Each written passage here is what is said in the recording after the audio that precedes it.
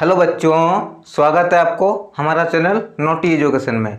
तो आज का हमारा टॉपिक है ब्लड। ब्लड तो सबको जानता है क्या होता है, खून, जिसको हम लोग बोलते हैं, हिंदी में बोलते हैं इसको हम लोग रक्त। ओके, इसको हम लोग रक्त बोलते हैं। ब्लड का कलर तो सबको पता ही है, ब्लड का कलर क्या होता है, रेड। ओके, ब्लड का कलर होता है रेड। क्यों होता है ब्लड का कलर रेड, उसको हम लोग आगे पढ़ेंगे, ठीक है। और ब्लड में क्या क्या चीज़ होता है, ब्लड का क्या क्या कंपोनेंट होता है, उसके बारे में भी पढ़ेंगे, ठीक है। और ब्लड का जितना भी फुल डिटेल, ये चीज़ आप क्लास 10 के लिए भी यूज कर सकते हैं और कॉम्पिटिटिव एग्जाम के लिए। कॉम्पिटिटिव एग्जाम में बहुत पूछता है, कॉम्पिटिटिव एग्जाम में बहुत पूछता है ब्लड के ये, ठीक है। ब्लड में क्वेश्चंस बहुत आता है, ठीक है। अब आपको पूछ लेगा ब्लड में क्या चीज़ होता है जिसके कारण ब्लड रेड होता है, वो पूछ लेगा। ब्लड कहाँ बनता है, वो भी बहुत अधिक पूछा जाता है, ठीक है। तो हर चीज़ को हम आगे वीडियो में डिस्कस करेंगे, तो वीडियो में आखिर तक बने रहिए। अगर हमारे चैनल को सब्सक्राइब नहीं किया तो सब्सक्राइब कर दिए, वीडियो को लाइक कर दिए और शेयर कर दिए अपने दोस्तों के साथ, ठीक है। तो चलिए वीडियो को शुरू करते हैं। हमने अभी बात की कि रक्त जो है वो लाल होता है, और आपने कभी देखा भी कहीं कट जाता है तो वो रक्त कैसा दिखता है, लाल निकलता है, ठीक है। तो रक्त लाल निकलता है। तो देखिए, blood is a red colour liquid which circulate in our body. क्या आपने सोचा है कि जहाँ भी कट जाए, मान लीजिए उंगली कट गया, ठीक है, यहाँ कहीं कट गया, जहाँ भी कट जाता है वहाँ से खून निकलता है। कैसे? क्या हर जगह हम लोग का खून ही भरा हुआ है? क्या होता है, देखिए, ब्लड जो है ना वो हमारे बॉडी में सर्कुलेट होते रहता है। मतलब सर्कुलेट मतलब कि यहाँ का ब्लड, यहाँ जो ब्लड है ना वो इधर चलते रहता है, ठीक है। आप कभी देखे होंगे कि जब आपका क्या होता है कि आपको इंजेक्शन दे रहा होगा, ठीक है, तो यहाँ देता है या यहाँ देता है, कहीं भी देता है इंजेक्शन, एक जगह देता है, ठीक है। वो पूरा शरीर में फैल जाता है, ठीक। काहे फैलता है? ब्लड के कारण। ब्लड उसको सर्कुलेट करके इधर उधर हर बॉडी में ले जाता है, ठीक है। आपने कभी सोचा है कि आप सांस लेते हैं, ठीक है, आपका ऑक्सीजन लिया आप अंदर, लंग्स में ऑक्सीजन गया, लंग्स से फिर ऑक्सीजन को बॉडी पार्ट में कौन लेके जाता है? उसको ले जाता है ब्लड, ठीक है। उसको आगे हम लोग अच्छे से डिस्कस करेंगे, ठीक है। तो ब्लड क्या है, वो रेड कलर के लिक्विड है, सबको पता है। जब निकलता है तो देखें ये लिक्विड होता है ब्लड, ठीक है, और वो रेड कलर का होता है। तो ब्लड क्या है, रेड कलर लिक्विड है, और वो हमारे बॉडी में सर्कुलेट होते रहता है, हमारे बॉडी में सर्कुलेट होते रहता है, मतलब इधर उधर जाते रहता है, ठीक है। तो blood is red because it contain red pigment. मतलब ब्लड लाल होता है क्योंकि उसमें लाल पिगमेंट पाया जाता है, लाल पिगमेंट पाया जाता है, जिसका नाम होता है हेमोग्लोबिन। ब्लड लाल क्यों होता है? क्योंकि हेमोग्लोबिन पाया जाता है, ठीक है। हेमोग्लोबिन, इसको स्पेलिंग अच्छे से देख लीजिएगा, ठीक है। हेमोग्लोबिन पाया जाता है, हेमोग्लोबिन की वजह से ही ब्लड लाल हो दिखाई देता है, ठीक है। अब देखते हैं आगे।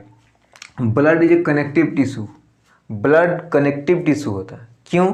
क्योंकि वो हर बॉडी पार्ट को कनेक्शन करता है, हर बॉडी पार्ट से कनेक्शन रहता है, इसीलिए वो उसको हम लोग कनेक्टिव टिश्यू बोलते हैं। अगर बाई चांस एग्जाम में आ गया कि which is the connective tissue या what is the call connective tissue, तो ब्लड, ब्लड सबको कनेक्शन करता है। आप देखिए, अगर हार्ट बोल दिया, हार्ट सबको कनेक्शन नहीं करता, लेकिन ब्लड सबको कनेक्शन करता है। अब हार्ट से भी जा रहा है, लंग्स जा रहा है, फिर वहाँ से पैर में जा रहा है, हाथ में जा रहा है, सर में जा रहा है, हर जगह ब्लड जा रहा है। तो ब्लड क्या कर रहा है, कनेक्शन कर रहा है, इसीलिए उसको कनेक्टिव टिश्यू बोलते हैं, ठीक है। अब देखते हैं आगे। The main component of blood is, blood का जो मेन कंपोनेंट है वो क्या क्या है? एक तो होता है कि ब्लड में प्लाज्मा पाया जाता है, ठीक है। प्लाज्मा क्या होता है वो आगे हम लोग डिस्कस करेंगे अच्छे से, ठीक है। ब्लड में प्लाज्मा पाया जाता है। आपने आरबीसी के बारे में सुना? आरबीसी, ठीक है, आरबीसी। आरबीसी क्या होता है? रेड ब्लड कर्पसल्स या रेड ब्लड सेल्स, उसका स्पेलिंग देख लीजिए। प्लाज्मा पाया जाता है, ठीक है, और क्या पाया जाता है? Red blood corpuscles. Corpuscles, red blood corpuscles RBC का ही फुल फॉर्म है, या हम लोग उसको बोलते हैं रेड ब्लड सेल्स, ठीक है। आरबीसी का हम लोग रेड ब्लड सेल्स भी रहता है, कहीं कहीं, कहीं कहीं रेड ब्लड सेल्स भी रहता है, और कहीं कहीं रेड ब्लड कर्पसल्स भी रहता है, ठीक है। उसका काम क्या है, उसमें क्या क्या पाया जाता है, क्यों, काहे वो रेड होता है, ठीक है, सब कुछ अगर डिस्कस करेंगे तो वीडियो में आखिर तक बने रहिए, ठीक है। अब हम देखते हैं तीसरा क्या है, वाइट ब्लड कर्पसल्स। आपने सुना है WBC, white blood cells, white blood corpuscles, ठीक है, white blood corpuscles, white blood cells, WBC बोलते हैं, ठीक है उसको। और एक चीज़ पाया जाता है प्लेटलेट। हम लोग सबका जो ये क्या क्या चीज़ से बना हुआ था सब कुछ डिस्कस करेंगे, ठीक है। तो चलिए आगे बढ़ते हैं। तो अब हम लोग जान लेते हैं कि प्लाज्मा क्या होता है, ठीक है। Plasma is a liquid, plasma एक लिक्विड है जिसको हम लोग बोलते हैं फ्लूइड मैट्रिक्स भी बोलते हैं। मतलब प्लाज्मा एक लिक्विड है, जो ब्लड में एक लिक्विड दिखता है वो प्लाज्मा होता है, ठीक है। प्लाज्मा एक लिक्विड है जिसको हम लोग फ्लूइड मैट्रिक्स भी बोलते हैं, फ्लूइड मैट्रिक्स, ठीक है। और वो जो 3 टाइप का है, मान ये एक प्लाज्मा है, ठीक है, ये एक प्लाज्मा है, और बाकी ये एक प्लाज्मा है, ठीक है। और बाकी जो 3 है आरबीसी, डब्ल्यूबीसी और प्लेटलेट, जो 3 types of cells, RBC, WBC and platelet की प्रोटीन इट। मतलब जो आप ब्लड देखते हैं, आप ब्लड जो देखते हैं, मान लीजिए ये एक लिक्विड है, ये एक ब्लड है, इसमें ब्लड में प्लाज्मा जो लिक्विड होता है वो प्लाज्मा होता है, ठीक है। और डब्ल्यूबीसी, आरबीसी और प्लेटलेट जो है इसी पे तैरते रहता है, ठीक है। मान लीजिए डब्ल्यूबीसी है, ये आरबीसी है, ये प्लेटलेट है, ठीक है, और ये हो जाएगा फिर प्लाज्मा। मतलब प्लाज्मा एक लिक्विड है, ठीक है, प्लाज्मा एक लिक्विड है जिसको हम लोग फ्लूइड मैट्रिक्स भी बोलते हैं, ठीक है। और उसमें जो है आरबीसी, डब्ल्यूबीसी और प्लेटलेट जो है उसमें तैरते रहता है, उसमें फ्लोटिंग करते रहता है, ठीक है। तो उसी के बेसिस पे हम लोग ब्लड को क्या डिफिनेशन देंगे, ब्लड इज लिक्विड और फ्लूइड मैट्रिक्स। ब्लड एक लिक्विड है या फ्लूइड मैट्रिक्स है, ठीक है, और जिसको हम लोग प्लाज्मा भी बोलते हैं, ठीक है। ब्लड इज लिक्विड और फ्लूइड मैट्रिक्स कॉल्ड प्लाज्मा, ठीक है, called plasma with red cells, white cells and platelets floating in it. मतलब ब्लड एक ऐसा लिक्विड है, ठीक है, जिसको हम लोग फ्लूइड मैट्रिक्स भी बोलते हैं और प्लाज्मा भी बोलते हैं, ठीक है, प्लाज्मा भी बोलते हैं, और जिसमें वो आरबीसीज, आरबीसीज, डब्ल्यूबीसीज और प्लेटलेट उसमें तैरते रहता है, ठीक है। अब रेड सेल क्या होता है, रेड सेल मीन्स वही होता है red blood cells, white cells means white blood sales, ठीक है। और बाकी सब के बारे में तो हम लोग डिटेल में पढ़ेंगे, प्लाज्मा के बारे में हम लोग डिटेल में आगे पढ़ेंगे, ठीक है। यही चीज़ कुछ टॉपिक था, तो चलिए आगे बढ़ते हैं। अब हम लोग देखते हैं कि प्लाज्मा में क्या होता है, ठीक है, प्लाज्मा क्या होता है, ठीक है। तो प्लाज्मा क्या होता है कि the liquid part of blood, मतलब जो तरल पार्ट है, जो ब्लड का तरल पार्ट देखते हैं, जो तरल चीज़ है वो है प्लाज्मा, ठीक है। द लिक्विड पार्ट और फ्लूइड पार्ट, तरल को हम लोग फ्लूइड बोलते हैं, तो लिक्विड पार्ट या फ्लूइड पार्ट जो ब्लड का है उसका हम लोग क्या बोलते हैं, प्लाज्मा बोलते हैं, ठीक है। Plasma is a colourless liquid, plasma का कोई कलर नहीं होता। आप बोलेंगे रेड जो ब्लड होता है वो प्लाज्मा ही होता है, नहीं, प्लाज्मा का कोई कलर नहीं होता है, ठीक है, वो कलरलेस होता है, कलरलेस फ्लूइड। ये एक बहुत अच्छा क्वेश्चन है, ठीक है। आप इसको बोल देगा कि ब्लड में कौन कलरलेस होता है, ठीक है, तो colourless plasma, liquid, colourless liquid कौन होता है, प्लाज्मा। अब कलरलेस बोल देगा डब्ल्यूबीसी भी तो कलरलेस वाइट है, ठीक है, तो वो नहीं। देखिए अगर बोल देगा कलरलेस लिक्विड कौन है, तो प्लाज्मा, ठीक है, which consist mainly water and many substances dissolve in it. मतलब जो प्लाज्मा में क्या क्या चीज़ होता है, प्लाज्मा में एक तो वाटर होता है, ठीक है, प्लाज्मा में क्या होता है, एक तो पानी होता है, ठीक है, या और कुछ चीज़ होता है जो उस पर घुला हुआ होता है, ठीक है। तो पानी तो उसका मेन चीज़ है। देखिए प्लाज्मा में कितना 90% वाटर है, प्लाज्मा में कितना है 90%, प्लाज्मा का 90% वाटर ही है। बाकी जो घुला हुआ चीज़ प्रोटीन, कुछ वेस्ट मटेरियल, ठीक है, वो सब देखते हैं। प्लाज्मा में सबसे ज़्यादा मात्रा क्या होता है, पानी का मात्रा होता है, ठीक है, 90%, ठीक है। तो अब देखते हैं plasma also contain dissolve substances. Plasma में हम क्या बोलेंगे, पानी रहता है और कुछ चीज़ जो है मैनी सब्सटेंसेस डिजोल्व रहता है, ठीक है। तो डिजोल्व सब्सटेंस क्या क्या रहता है वो चीज़ देखते हैं, ठीक है। डिजोल्व सब्सटेंसेस में देखिए एक तो प्रोटीन रहता है, ठीक है, डाइजेस्टेड फूड। आप जो डाइजेस्टेड फूड डाइजेशन वाला ये में देख लेंगे, ठीक है, डाइजेशन ऑफ फूड में। तो डाइजेस्टेड फूड के बाद जो हमारा विटामिन मिनरल्स जो चीज़ एब्जॉर्ब होता है वो कहाँ रहता है, प्लाज्मा में रहता है, ठीक है। डाइजेस्टेड फूड मीन्स ये नहीं कि फूड का जो digested particles, digested food means अगर आप कुछ चावल खाएं उससे कार्बोहाइड्रेट निकला, ठीक है, कुछ मीट खाएं उससे प्रोटीन निकला, जो चीज़ भी निकला डाइजेस्टेड फूड के बाद वो चीज़ जो न्यूट्रिएंट जो है, न्यूट्रिएंट हम पढ़ा चुके हैं, ठीक है।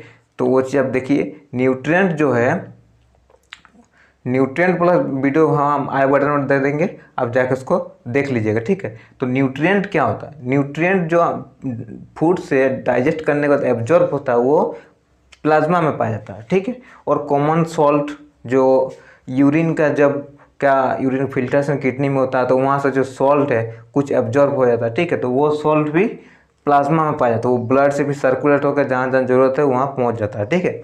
और वेस्ट प्रोडक्ट आपका ऑक्सीजन लिए, ठीक है, उसके बाद ऑक्सीजन क्या होता है अंदर जाके कार्बन डाइऑक्साइड में चेंज हो जाता है, ठीक है। वो जो वेस्ट प्रोडक्ट है उसको लीवर तक पहुंचाना होता है, लीवर तक पहुंचाने के लिए क्या करता है प्लाज्मा, प्लाज्मा में कुछ वेस्ट प्रोडक्ट और यूरिया रहता है, ठीक है। यूरिया भी वेस्ट प्रोडक्ट है, उसको जाके किडनी में देना पड़ता है, वहाँ से फिर ब्लड से फिल्ट्रेशन करके किडनी फिर उसको यूरिन के ये से निकाल देता है, ठीक है। तो वही यूरिया और CO2 दोनों वेस्ट प्रोडक्ट भी रहता है, ठीक है। और कुछ हार्मोन कहाँ से रिलीज होता है, हार्मोन रिलीज होता है ग्लैंड से, ठीक है। ग्लैंड के बारे में भी एक वीडियो बना देंगे, ठीक है, उसके बाद आप देख लीजिएगा, ठीक है।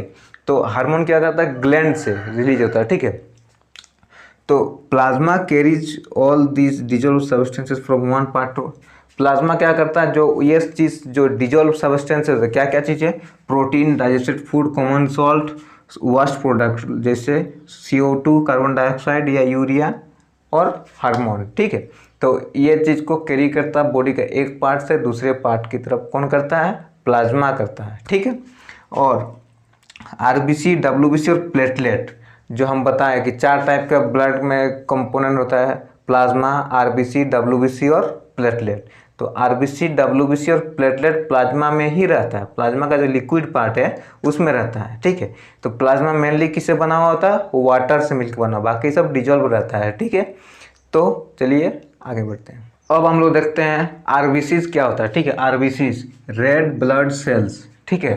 तो रेड ब्लड सेल्स देखिए, ब्लड जो लाल दिखता है वो किसके कारण दिखता है, red blood cells. Red blood cells में क्या प्रेजेंट होता है, हेमोग्लोबिन प्रेजेंट होता है, ठीक है।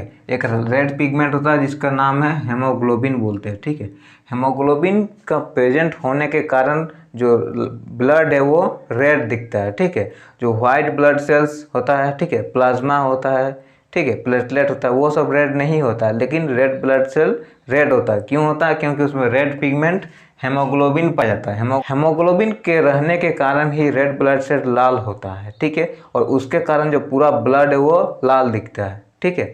तो रेड ब्लड सेल किसके कारण लाल होता है, रेड पिगमेंट हेमोग्लोबिन के प्रेजेंट होने के कारण लाल होता है, ठीक है। और अब देखते हैं RBCs और कैरियर ऑफ ऑक्सीजन, जो ऑक्सीजन जो हम सांस लेते हैं, ठीक है, सांस लिए लंग्स तक हमारा ऑक्सीजन गया, उसके बाद लंग्स के बाद जो हमारे बॉडी सेल में ऑक्सीजन का जरूरत पड़ता है, ठीक है।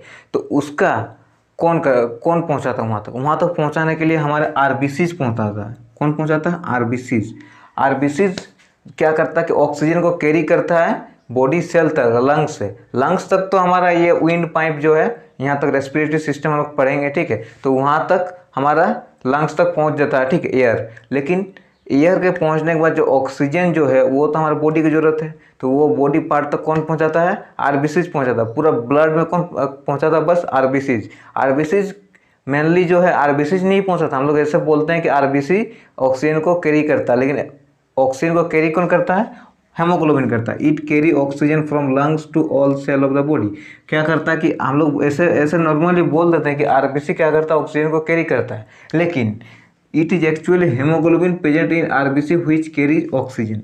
जो ऑक्सीजन को कैरी करने के लिए RBCs तो हम लोग बोलते हैं नॉर्मली ऐसे बोल देते हैं कि RBCs कैरी करता है, ठीक है। लेकिन जो एक्चुअली में जो कैरी करता है वो कौन करता है, हेमोग्लोबिन, जो RBC में रहता है, जिसके कारण RBC लाल दिखता है। हेमोग्लोबिन कैरी करता है ऑक्सीजन को, ठीक है। इतना क्लियर है, अगर कुछ डाउट हो तो प्लीज़ कमेंट कीजिएगा, ठीक है। चलिए आप आगे देखते हैं। Haemoglobin perform a very important function of carrying oxygen from lungs to body. देखिए, अगर हमारा बॉडी में ऑक्सीजन नहीं पहुंच पाया तो हमें क्या होगा, बहुत सारा प्रॉब्लम होता है, ठीक है। आप ऑक्सीजन कुछ पहुंच नहीं पाया मान लीजिए, ठीक है, तो हमारा एनर्जी जो है, जो न्यूट्रिएंट है, उसका सही से यूटिलाइज नहीं होगा हमारे बॉडी में। ऑक्सीजन उसके लिए बहुत अच्छा परफॉर्म करता है, ठीक है। तो हम वो सब आगे से हर चीज़ डिटेल में बायोलॉजी में पढ़ाने वाले हैं, ठीक है। तो हमारे चैनल पर बने रहिए, चैनल को सब्सक्राइब कर दीजिए, ठीक है, अगर आपको वीडियो अच्छा लग रहा है तो, ठीक है। तो आप आगे चलते हैं। Haemoglobin perform very important function. देखिए जो ऑक्सीजन को कैरी करने के लिए हेमोग्लोबिन जो है वो बहुत अच्छा परफॉर्म करता है, बहुत अच्छा फंक्शन परफॉर्म करता है, ठीक है। अगर हेमोग्लोबिन हमारे बॉडी में नहीं रहता, मान लीजिए इसे काहे बोलता है कि हेमोग्लोबिन आपका बॉडी में नहीं है तो आपको एनर्जी नहीं मिल रहा है। एनर्जी नहीं मिलने का कारण हेमोग्लोबिन नहीं है, उसका कारण है कि ऑक्सीजन हमारे सेल तक नहीं पहुँच रहा है, जिसके कारण हमें एनर्जी प्रोड्यूस नहीं हो रहा है, ठीक है। हेमोग्लोबिन का रहने ना रहने से काहे प्रॉब्लम है, काहे कि नहीं ऑक्सीजन वो कैरी कौन करेगा, अगर हेमोग्लोबिन रहेगा ही नहीं तो ऑक्सीजन कैरी कौन करेगा। एनर्जी प्रोड्यूस करने के लिए हमें हेमोग्लोबिन जरूरत नहीं है, हमें ज़रूरत है ऑक्सीजन। अगर ऑक्सीजन सही से हमारे बॉडी का पार्ट में पहुंच गया तो हेमोग्लोबिन अगर नहीं भी रहेगा तो कोई प्रॉब्लम होने वाला है नहीं, ठीक है। तो अगर हमारे बॉडी में एनर्जी के लिए हमें ऑक्सीजन चाहिए और ऑक्सीजन को पहुँचाया कौन, हेमोग्लोबिन। इसीलिए बोलते हैं कि बॉडी में हेमोग्लोबिन का जो लिमिट है वो सही रहना चाहिए, उसका रेंज में रहना चाहिए, ठीक है। उसका कम भी नहीं होना चाहिए, उसका डिफिशियंसी भी नहीं होना चाहिए, उसका ज़्यादा भी नहीं होना, उसका लिमिट में रहेगा तो अच्छा रहता है, ठीक है। चलिए आगे देखते हैं। Haemoglobin also carries some of the CO2 from body tissue to lungs.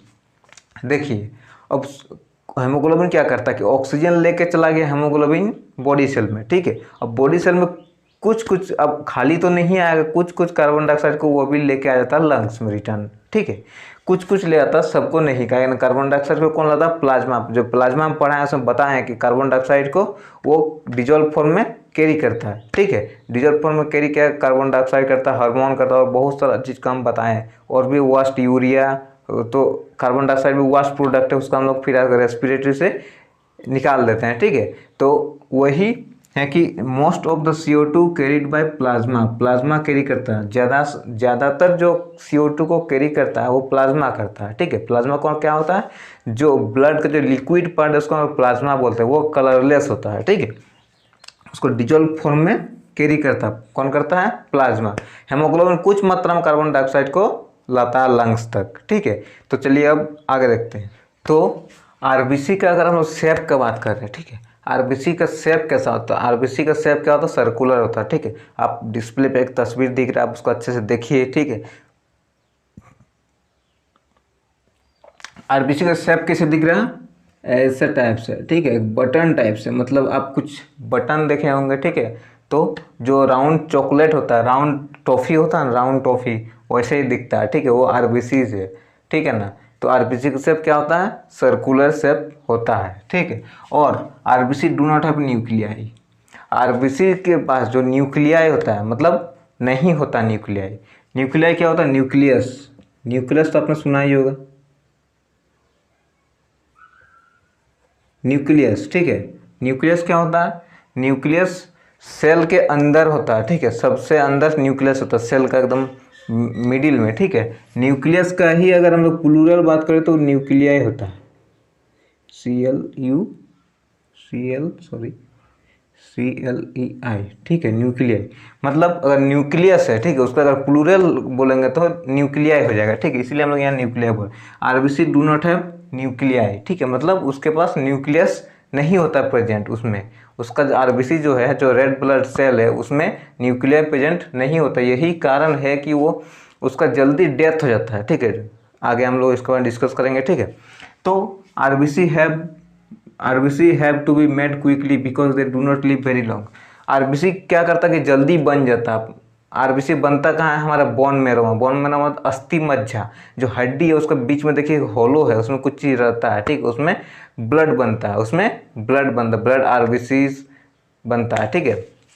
तो RBC कहाँ बनता है, बोन मैरो में, ठीक है। वो क्वेश्चंस कंपटीशन में बहुत आता है, ठीक है ना। ये सब जितना चीज़ बता रहे हैं कंपटीशन के लिए और आपके बोर्ड एग्जाम के लिए, हर चीज़ के लिए इंपॉर्टेंट है। तो आप वीडियो को ध्यान से देखिए और नोट्स बना लीजिए, ठीक है। नोट्स बहुत इंपॉर्टेंट होता है, आप उसको एग्जाम का टाइम तैयारी कर सकते हैं, ठीक है।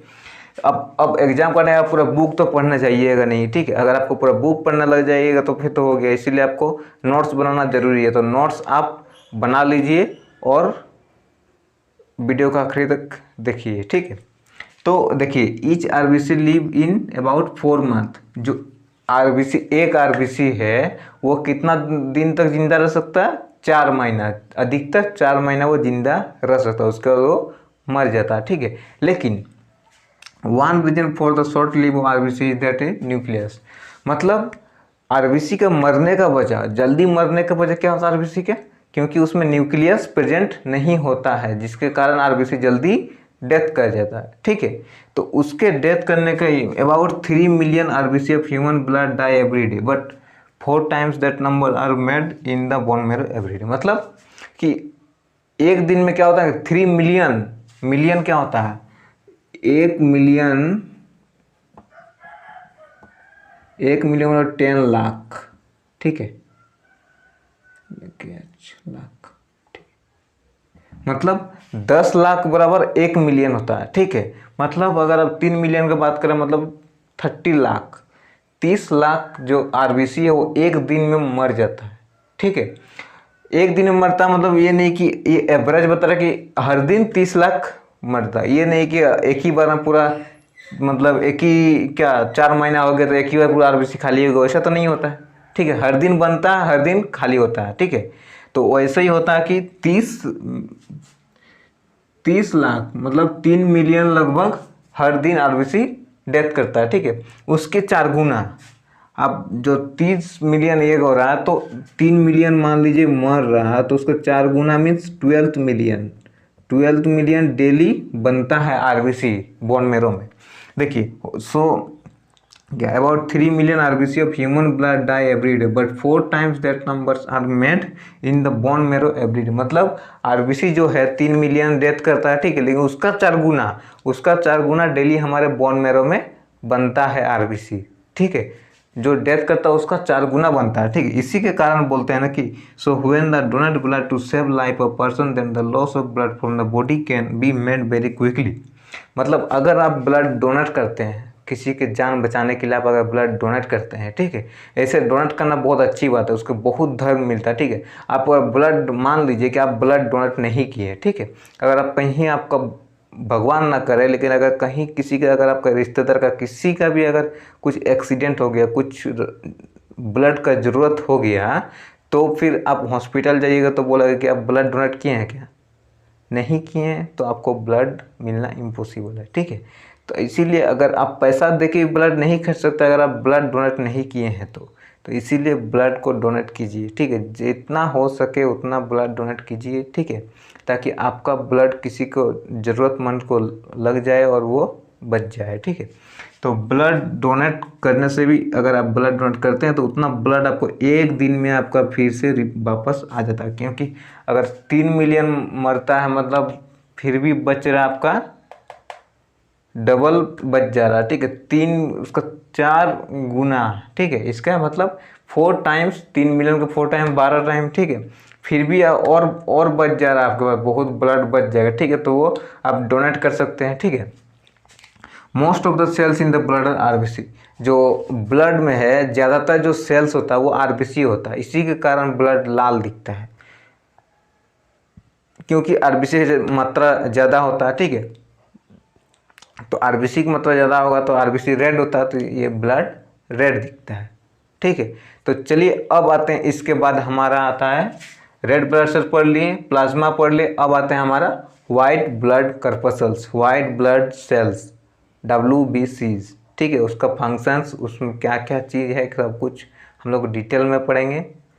तो अब हम लोग देखते हैं WBC, जिसका हम लोग बोलते हैं वाइट ब्लड कर्पसल्स या वाइट ब्लड सेल, ठीक है। उसको देखते हैं कि जो WBC का काम क्या होता है, कि वो फाइट करता है, वो क्या करता है कि कुछ अगर इन्फेक्शन हमारे बॉडी में एंटर कर गया है तो वो उससे फाइट करके उसको भगा देता है, ठीक है। आरबीसी का काम क्या था, ऑक्सीजन को कैरी करना सेल तक, ठीक है। लेकिन WBC का काम क्या है कि हमारा इम्यूनिटी, हमारा अंदर का जो शक्ति है उसको बढ़ाना, कि अगर कुछ आ रहा, कुछ डिजीज हमारे अंदर आ रहा तो उसको फाइट करके भगा देता है, ठीक है। तो देखते हैं WBC fight against infection and protect us from disease. जो इन्फेक्शन हमारा, मान लीजिए आपको कुछ इन्फेक्शन हो गया, अभी फ़िलहाल आया है कोरोना, ठीक है, कोरोना का नाम कौन नहीं सुना है, कोविड-19 का नाम सबने सुना है, ठीक है। तो ये क्या, ये वायरस है, ठीक है, ये क्या वायरस है, ये हमारे बॉडी में एंटर करता, तो इसीलिए बोलता है डॉक्टर क्या, अपना इम्यूनिटी को बढ़ाओ। इम्यूनिटी को बढ़ाओ मतलब वाइट ब्लड सेल्स को बढ़ाओ, ठीक है। देखो, this is because WBC helps in fight against germs and other foreign bodies which cause disease. मतलब हम लोग क्यों बोलते हैं कि वो इन्फेक्शन से लड़ता है, क्योंकि अगर कुछ जर्म हमारे अंदर आ जाता है या कुछ फॉरेन बॉडी, फॉरेन मीन्स यहाँ फॉरेन मीन्स विदेशी, अगर हमारे शरीर में जो नहीं है उससे बाहर से कुछ चीज़ आ रहा है तो उससे लड़ाई कौन करता है, WBC करता है। ठीक है, अगर बाहर से कुछ जर्म, कुछ इन्फेक्शन, कुछ फॉरेन बॉडी हमारे बॉडी के अंदर आ रहा है तो उससे लड़ाई कौन करेगा, उससे लड़ाई करेगा WBC करेगा। ठीक है, देखते हैं, सम WBC can eat up the germs like bacteria. मतलब कुछ WBC क्या करता है कि जो बैक्टीरिया, कुछ जर्म आता है तो उसको वो खा देता है, उसको ईट खा देता है। ठीक है, उसको खा देता है, लेकिन उसको खा देता है विच कॉज डिजीज। मतलब ऐसा बैक्टीरिया जो डिजीज कॉज करने के लिए हमारे बॉडी में एंटर करता है, ठीक है, उसको खा देता है, उसको खा देता है। कौन खाता है, WBC। ठीक है, और कुछ WBC क्या करता है, other WBC makes chemical known as antibodies. ठीक है, कुछ WBC तो खा देता है, लेकिन कुछ WBC क्या काम करता है कि कुछ केमिकल्स प्रोड्यूस करता है, कुछ केमिकल्स मैन्युफैक्चर करता है, कुछ केमिकल्स बनाता है। उस केमिकल का नाम क्या है, हम लोग बोलते हैं एंटीबॉडीज। ठीक है, और एक चीज़, जो फॉरेन बॉडी हमारे बॉडी में एंटर करता है उसको क्या बोलते हैं हम लोग, उसको बोलते हैं हम लोग एंटीजन। ठीक है, मतलब जो फॉरेन बॉडी, कुछ वायरस है, कुछ बैक्टीरिया है, कुछ जो चीज़ हमारे बॉडी में एंटर कर रहा है उसका हम लोग बोलेंगे एंटीजन, एंटीजन बोलेंगे। ठीक है, और उससे लड़ने के लिए जो RBCs हमारे बॉडी में कुछ केमिकल का प्रोड्यूस करता है, मैन्युफैक्चर करता है, उसको हम लोग बोलते हैं एंटीबॉडीज। एंटीबॉडीज क्या करता है कि एंटीजन से लड़ाई करता है। ठीक है, एंटीबॉडी एंटीजन से लड़ाई करता है, तो एंटीजन जो फॉरेन बॉडी है उसको हम लोग एंटीजन बोलते हैं, जो हमारे बॉडी में एंटर करता है। ठीक है, अब आगे देखते हैं। In other word WBC manufacture antibody which is responsible providing immunity. अगर हम लोग और दूसरा शब्द में बोले तो एंटीबॉडी प्रोड्यूस करता है। ठीक है, जो क्या प्रोवाइड करता है हमारे बॉडी को, इम्यूनिटी। इम्यूनिटी मीन्स क्या होता है, इम्यूनिटी मीन्स होता है ताकत। ठीक है, स्ट्रेंथ। मतलब WBC क्या प्रोड्यूस करता है, एंटीबॉडी। तो एंटीबॉडी क्या प्रोवाइड करता है हमारे बॉडी को कि इम्यूनिटी को बढ़ा देता है, इम्यूनिटी को बढ़ाता है। इम्यूनिटी मीन्स क्या होता है, ताकत, स्ट्रेंथ, मतलब किसी चीज़ से लड़ने का ताकत, तो इम्यूनिटी। इसीलिए डॉक्टर आजकल बहुत बोलते हैं कि इम्यूनिटी को अपना बढ़ाओ, क्योंकि जो अगर बाहर से कुछ वायरस, जैसे अभी कोविड-19 आ गया, ठीक है, कोविड-19 अगर हमारे बॉडी में एंटर कर गया तो जो WBC है वो उसको फाइट करके भगा देगा। जो एंटीबॉडी हम WBC जो एंटीबॉडी प्रोड्यूस करेगा वो जो कोविड-19 का वायरस है, कोविड-19 का वायरस है, उससे फाइट करके उसको भगा देगा। ठीक है, इसी कारण से बोल रहा कि अपना इम्यूनिटी बढ़ाओ। ठीक है, इम्यूनिटी कौन बढ़ाता है, एंटीबॉडी। जो कौन प्रोड्यूस करता है, WBC। ठीक है, in our body due to which the protecting our disease from an infection. ठीक है, कुछ भी डिजीज या कुछ भी इन्फेक्शन, अगर मान लीजिए आपको वायरल फीवर ही हो गया, ठीक है, वायरल फीवर हो गया, तो देखिएगा बहुत किसी का कि आपका मान लीजिए कि वायरल फीवर हो गया, ठीक है, लेकिन आपका परिवार में ऐसा भी कोई व्यक्ति होगा जिसको वायरल फीवर आपके साथ में ही है। ठीक है, आपके साथ में दूसरा व्यक्ति जो है, मान लीजिए आपके कोई भी रिश्तेदार है, ठीक है, उसका हो गया, लेकिन एक दो अब व्यक्ति ऐसे भी परिवार में होता है जिसका, अब जितना भी उसके साथ रहिए लेकिन उसका वायरल फीवर नहीं होता, उसका इन्फेक्शन नहीं फैलता है। क्यों नहीं फैलता, क्योंकि उसका इम्यूनिटी जो है वो ज़्यादा है। इम्यूनिटी किसके कारण ज़्यादा, WBC उसका स्ट्रेंथ है, मतलब वो ज़्यादा एंटीबॉडी प्रोड्यूस कर रहा, उसके अंदर भी जा रहा। ये जो चीज़ आपका जो इन्फेक्शन हुआ है वो इन्फेक्शन उसके अंदर भी जा रहा है, लेकिन क्या कर रहा है, उसका जो WBC है उसको फाइट करके भगा दे रहा है। ठीक है, ठीक है, चलिए अब आगे देखते हैं। तो हम लोग WBC को क्या बोलते हैं कि सोल्जर ऑफ द बॉडी। मतलब ये चीज़ नोट करने वाली बात है कि अगर क्वेश्चन आ गया कि सोल्जर, हमारा बॉडी का सोल्जर, हमारे बॉडी का सैनिक, सोल्जर का मीन्स क्या होता है, सैनिक। ठीक है, हमारे बॉडी का सैनिक हम लोग किसको बोलते हैं, तो क्या है, WBC। ये कम्पिटिटिव में बहुत आता है और आपका बोर्ड एग्जाम में भी आता है। ठीक है, तो आप इसको इम्पोर्टेंट में आप इसलिए नोट लिख दिए। ठीक है, आप इसको इम्पोर्टेंट मान सकते हैं। ठीक है, आप इसको इम्पोर्टेंट भी मान सकते हैं। ठीक है, this is because the protect the body from the attack of disease causing germ pathogens and other harmful foreign materials. मतलब क्यों हम उसको सोल्जर बोलते हैं? क्योंकि वो हमें प्रोटेक्ट करता है। जो बाहर से कुछ भी आ रहा है हमारे देश में, इंडिया का अगर हम बात करें तो इंडिया में जो कुछ एंट्री करता है, बॉर्डर से एंट्री करता है, उसको उससे हमें कौन प्रोटेक्ट करता है? कौन प्रोटेक्ट करता है उससे? उससे करता है हमारा सोल्जर। ठीक है, हमारा जो सैनिक बॉर्डर पे है वो हमें प्रोटेक्ट करता है। और हमारे बॉडी में अगर कोई अंदर आ गया तो उससे कौन प्रोटेक्ट करता है? तो करता है WBC। ठीक है, तो उसको हम लोग सोल्जर बोलते हैं। ठीक है ना। तो अब आगे देखते हैं, WBC are either spherical in shape और इरेगुलर इन शेप। हम लोग जो RBC की बात किए, RBC कौन सा शेप का होता है? RBC होता है स्फेरिकल शेप का। RBC क्या स्फेरिकल होता है। ठीक है, लेकिन अगर हम WBC की बात करते हैं, WBC स्फेरिकल भी होता है और वो इरेगुलर शेप, मतलब ऐसे भी होता है। ठीक है, ऐसे मतलब कुछ भी शेप का होता है, उसका कोई रेगुलर शेप नहीं है। जैसे कुछ रेक्टेंगल, कुछ भी शेप का हो सकता है, मतलब उसका कोई स्फेरिकल होता है, लेकिन और भी बहुत सारे इरेगुलर शेप भी होता है। लेकिन RBC क्या बस स्फेरिकल होता है, WBC क्या होता है? स्फेरिकल भी होता है और वो इरेगुलर शेप भी होता है, मतलब उसका कोई रेगुलर शेप नहीं है, कुछ फिक्स शेप नहीं है उसका। ठीक है, तो और देखते हैं, ऑल द WBC न्यूक्लियस। अगर हम RBC और WBC के डिफरेंस का बात करें तो RBC में क्या था? न्यूक्लियस नहीं था, जिसके कारण वो उसका जल्दी डेथ हो जाता था। ठीक है, और WBC में क्या है कि उसका न्यूक्लियस है। हर WBC में न्यूक्लियस होता है, चाहे वो किसी भी शेप का, इरेगुलर शेप हो या स्पेरिकल शेप हो, किसी भी शेप का उसमें न्यूक्लियस प्रेजेंट होता है। ठीक है, और देखते हैं, the shape of nucleus is different in different type of WBC। आप अगर शेप का, न्यूक्लियस का शेप का बात करें कि अगर कुछ शेप का स्पेरिकल ये का WBC का, तो उसका न्यूक्लियस भी स्पेरिकल होगा। ठीक है, तो the shape of nucleus is different in different type of WBC। Shape जो है न्यूक्लियस का वो डिफरेंट होता है डिफरेंट WBC में। ठीक है, और देखते हैं, WBC in blood are much smaller in numbers than RBC। मतलब कि RBC का मात्रा ब्लड में ज़्यादा होता है। वो तो हम पीछे पढ़ ही चुके हैं। ठीक है, WBC की मात्रा क्या होता है? ब्लड में कम होता है। RBC की मात्रा क्या होता है? सबसे ज़्यादा होता है। ठीक है, तो चलिए इसके बाद जो टॉपिक है WBC के बाद हमारा है प्लेटलेट्स। ठीक है, तो प्लेटलेट्स पढ़ने के बाद इस वीडियो के बाद एक और वीडियो आएगा जिसमें आएगा functions of blood in our body. मतलब ब्लड हमारे बॉडी में क्या क्या फंक्शंस करता है। ये तो बस टाइप, हम ब्लड का टाइप पढ़े कि कौन ब्लड में क्या क्या कंपोनेंट प्रेजेंट होता है। ठीक है, और उसका क्या फंक्शंस है। अब हम लोग देखेंगे ब्लड का फंक्शंस हमारे बॉडी में क्या है। ठीक है, तो वो अगले वीडियो में आएगा। तो अब देखते हैं हम लोग प्लेटलेट्स, जो चौथा हम लोग का जो कंपोनेंट है प्लेटलेट्स, उसका बारे में देखते हैं कि उसका फंक्शंस क्या है। ठीक है, अब हम लोग देखते हैं प्लेटलेट्स। ठीक है, प्लेटलेट्स क्या होता है? Platelets are the tiny fragment of spherical cell in the bone marrow.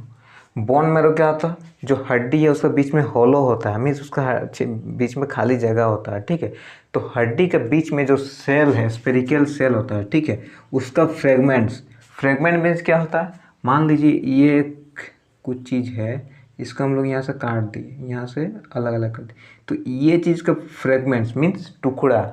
ठीक है, तो platelets are the tiny fragment, मतलब छोटा टुकड़ा होता है spherical cell in the bone marrow. Bone marrow में जो स्पेरिकल सेल होता है उसका छोटा टुकड़ा होता है प्लेटलेट्स। ठीक है, प्लेटलेट्स क्या होता है? छोटा टुकड़ा होता है जो बोन मैरो में स्पेरिकल सेल होता है उसका। ठीक है, अब आगे देखते हैं हम लोग, platelets do not have nucleus. जैसे RBC में न्यूक्लियर नहीं होता है, लेकिन WBC में होता है। प्लेटलेट्स में भी न्यूक्लियाई नहीं होता है।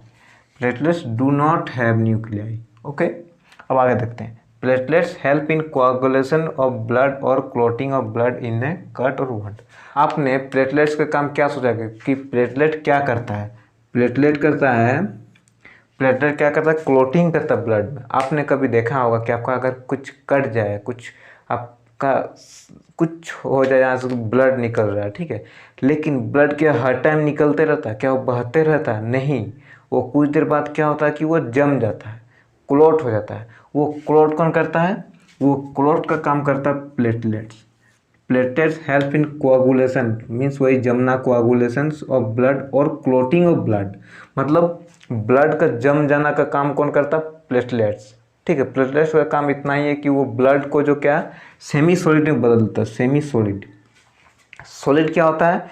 मतलब पूरा ठोस, लेकिन सेमी सॉलिड क्या होता है? ना लिक्विड ना सॉलिड, बीच वाला, वो सेमी सॉलिड। ठीक है, वैसा थक्का टाइप से जम जाता है, जेली टाइप से, जेली बोल सकते हैं उसको हम लोग, जेली बोल सकते हैं, जेली टाइप से हो जाता है। ठीक है, तो अब आगे देखते हैं।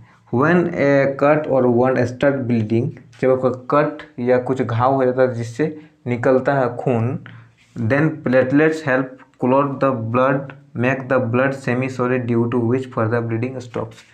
तो ब्लीडिंग रुक जाता है। क्यों रुकता है? क्योंकि जो प्लेटलेट्स है वो जो ब्लड है उसको सेमी सॉलिड में बदल के वहाँ जाम कर देता है, वहाँ पर रोक देता है ब्लड को। ठीक है, आपने कभी देखा होगा जिसका प्लेटलेट्स काउंट कम होता है उसका ब्लड क्या होता है, बहते रहता है, उसको थक्का नहीं जमता, क्लोटिंग नहीं होता है। ठीक है, तो उसमें प्लेटलेट्स काउंट बढ़ाना पड़ता है उसको, कुछ विटामिन कुछ देता है सिरप। ठीक है, उससे प्लेटलेट्स काउंट बढ़ जाता है, तो उसके बाद उसका क्लोटिंग होना स्टार्ट हो जाता है। ठीक है ना। तो all the blood cells are made in bone marrow. हम लोग जानते हैं कि जितना सारा ब्लड में जितना सारा सेल्स हम लोग पढ़े हैं पहले से लेके, ठीक है, प्लाज्मा पढ़े, आरबीसी पढ़े, डब्ल्यूबीसी पढ़े, प्लेटलेट्स पढ़े, सब कहाँ बनता है? बोन मैरो में। बोन मैरो में भी कहाँ बनता है? अब बोन मैरो में तो बनता है, वो तो जनरल नॉलेज हो गया कि बोन मैरो में बनता है। ठीक है, ब्लड कहाँ बनता है? बोन मैरो में बनता है। ठीक है, लेकिन उसमें कहाँ बनता है? बोन मैरो में कहाँ बनता है? कुछ सेल है जिसको हम लोग बोलते हैं स्टेम सेल, आप इसको याद कर लीजिए, बहुत इंपॉर्टेंट है। वो सेल का नाम क्या है? Stem cell. ठीक है, स्टेम सेल में, बोन मैरो में स्टेम सेल होता है जिसमें ब्लड बनता है। ठीक है, तो आज का वीडियो में इतना ही था, वीडियो को यहीं अंत करते हैं। तो अगर आपको हमारा वीडियो अच्छा लगता है वीडियो को लाइक कर दे, शेयर कर दे, अपने दोस्तों के साथ चैनल को सब्सक्राइब कर दे, ताकि इसे लेटेस्ट नोटिफिकेशन आप तक सबसे पहले पहुंच सके। ठीक है, तो धन्यवाद। अगर आपको ये वीडियो अच्छा लगे तो इस वीडियो को लाइक और इस चैनल को सब्सक्राइब जरूर कर लीजिएगा।